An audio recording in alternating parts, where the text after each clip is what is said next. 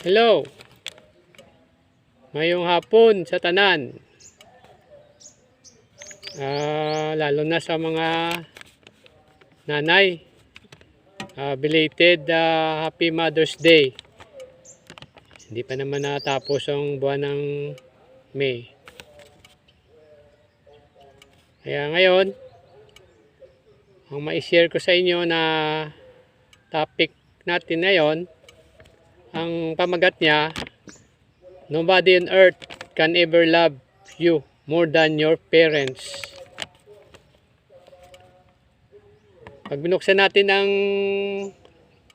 Biblia natin, makikita natin yan sa Ephesians 6 verse 2 up to 3.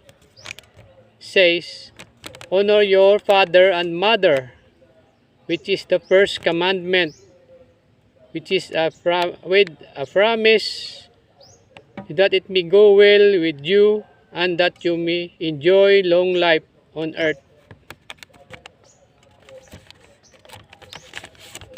Then makikita natin sa Proverbs 6 verse 20 to 22 says, my son, keep your father's command and do not forsake your mother's teaching.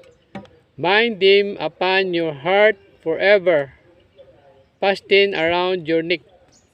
When you walk, they will guide you. When you sleep, they will watch over you. When you awake, they will speak to you.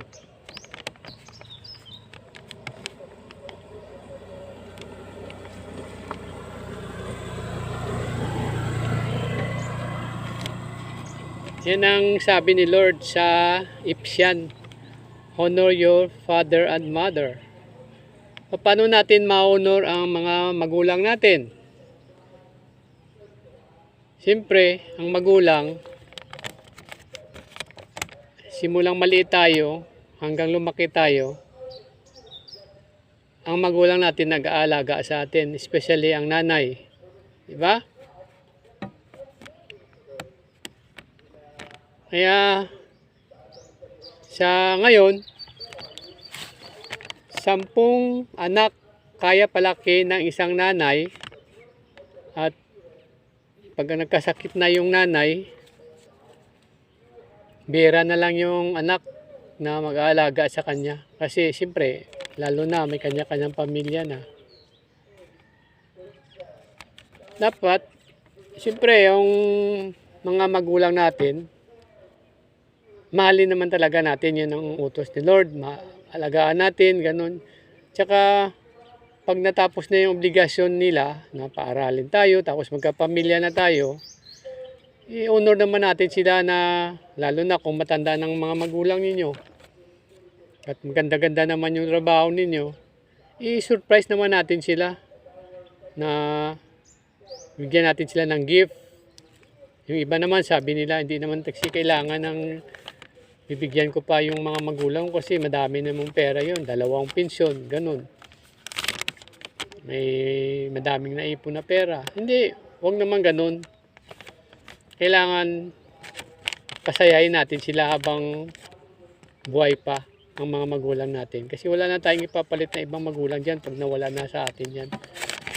Yang gagawin natin sa isang taon, i-surprise natin, bibilan natin ng isang bagay, tapos ibigay natin sa kanya. Yung mapangiti natin, yung mga bagay na wala sa kanya.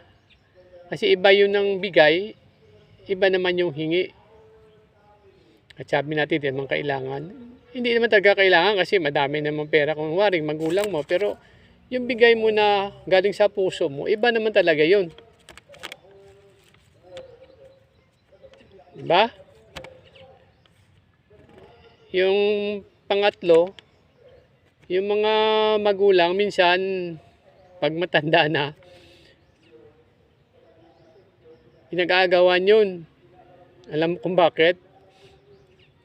Ang mga kapatid pinag-aagawan yun kasi lalo na yung mga magulang nila may pensyon. Kasi ang plano, dadalhin sa lindingan. Kaya ayun na ganun yun eh. Nag-aagawan 2 magkakapatid. Yung masakit yan, yung mga magulang natin, pag walang pensyon. Kasi, mari nandun siya sa anak niyang isa. Pagdating ng isang linggo doon, wala nang budget. Sabihin na naman ng anak niya, Nay, Tay, doon naman kayo kay kuya kasi wala na kaming budget. Doon naman pupunta yung mga magulang natin. Kaya ang guan nun, pasa-pasa na sila. Kaya mas advantage na mayroon silang kahit papaano may pensyon o kaya may ipon. Di ba? Tulad sa akin noon, naalala ko yung father ko nung araw. Nagtatrabaho ko. Siyempre, ang magulang ko, tatay ko, merong vices nun. Yung naglalaro siya ng mahjong. Parang lang ba, yung diversion lang. Libang-libang lang, parang ganun. Pagsweldo ko, dadaan ako doon sa lugar na pinaglalaroan nila ng mahjong. Tapos kukuha ako ng 1,000. Ibigay ko sa kanya. Tapos pinagmalaki ng tatay ko. Sabi niya sa mga kalaban niya, kita nyo? Iba talaga pag may anak kang may trabaho. May kapital na, dagdag kapital na naman ako. Napangiti lang ako. Kasi iniisip ko, naibigay ko na yun eh. Napasaya ko na siya, di ba? Bahala na sa dyan kung anong gagawin niya dyan. At least, taos puso kung binigay sa kanya yun, galing sa pinaghirapan ko. Di ba?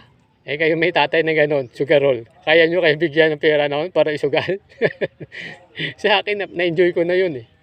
Kaya, napatawa lang ako noon pag naalala ko yun. Pinagmalaki ako ng tatay ko.